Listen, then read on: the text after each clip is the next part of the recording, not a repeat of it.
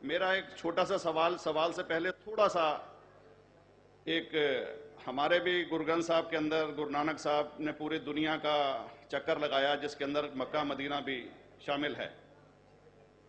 और जैसा कि एक सवाल इससे पहले हो चुका है कि गैर मुस्लिम जो है मक्का मदीना में अलाउड नहीं, या वहाँ का कैंटोनमेंट जो है अलाउ परमिशन नहीं देता।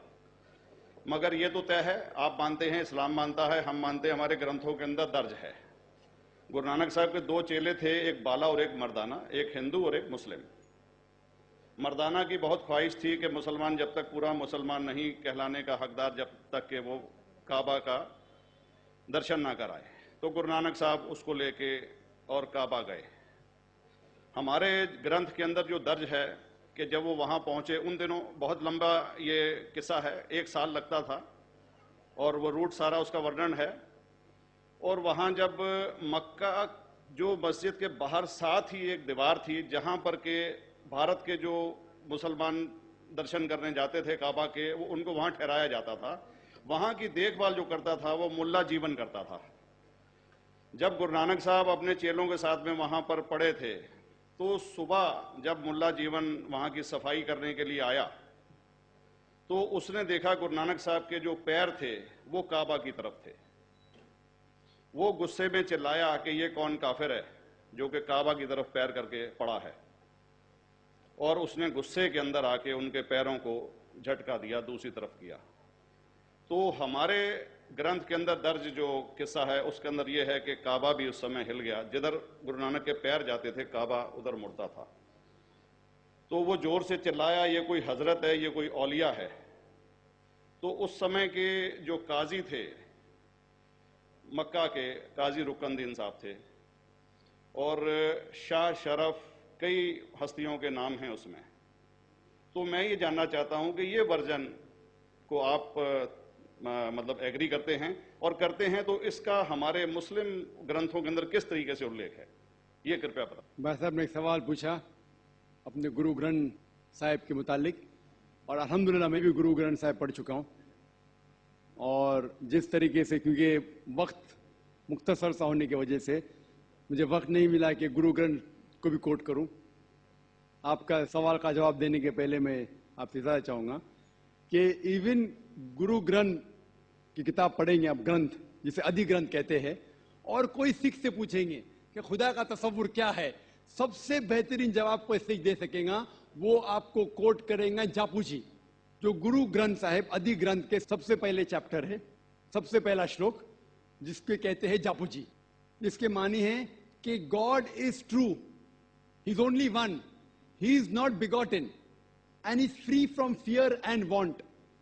क्योंकि मैंने अंग्रेजी में पढ़ा हूं इसलिए मैं अंग्रेजी में उसे कह रहा हूं कि खुदा एक ही है, वो हक है, और वो ना किसी को जना है ना किसी को जनेगा, और वो इमॉर्टल है, ना कभी मर सकता है। और इसको सिखिज्म में जो खुदा को कहते हैं Omkara, in manifest form he is Omkara, and unmanifest form he is एक ओमकारा। और कई इसके एट्रीब्यूट्स है, मिसाल के तौर पे परवरदिगार, अकल, और उसे रहीम कहा गया है, Wahe Guru as one God कहा गया है, और it is strictly against idol worship and अवतारवादा। भाई साहब का सवाल था कि उन्होंने ग्रंथ में पढ़ा कि गुरु नानक साहब मक्का के, और उनका पैर काबा की तरफ था, और कोई मौलवी ने पैर को हिलाए और काबा हिल गया।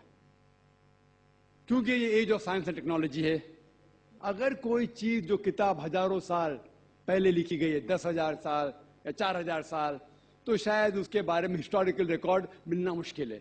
हालांकि इवन जीसस क्राइस्ट के बारे में 2000 साल हिस्टोरिकल रिकॉर्ड है, क्योंकि सिखिज्म जो एकदम नया मजहब है, जितने मजाहिब के मुकाबले हिंदुस्तान में नया है, कुछ सैकड़ों साल पहले 15th सेंचुरी में, toward the end of the 15th century, Guru Nanak साहब जो पंजाब के थे, ये मजहब तो कायम हुआ।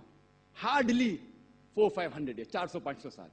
और अगर ये मान लो, सपोज मिसाल के तौर पे मान लो, मैं क्यों कह रहा हूं कि मैं नहीं चाहता हूं किसी को बुरा लगे, मान लो ये सच है, मान लो अगर 400-500 साल पहले अगर ये होता था कि काबा इधर से उधर हिल जाता था, तो हिस्टोरिकल रिकॉर्ड में बिल्कुल लिखा होता था। और कई हिस्टोरिकल रिकॉर्ड में ये नहीं कि काबा हिला इधर उधर, कई हिस्टोरिकल रिकॉर्ड आप देखेंगे। हिस्ट्री इतनी अल्हम्दुलिल्लाह 800 900 साल पहले, 1000 साल पहले जो मुगल ने किए, बिल्कुल लिखा हुआ हिस्टोरिकल रिकॉर्ड में।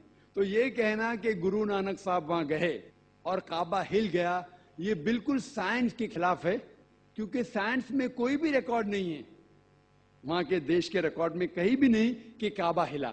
तो इसलिए हम कहते हैं कि हो सकता है ये गलती से किसने लिखा होगा, न कई किस्से कहानी। ये मैं तस्लीम करता हूं कि गुरु ग्रंथ साहिब में कई चीजें सही है, हक की बात है, लेकिन ये तस्लीम करना कि काबा हिल गया, ये बिल्कुल साइंस के भी खिलाफ है, साइंस के खिलाफ है।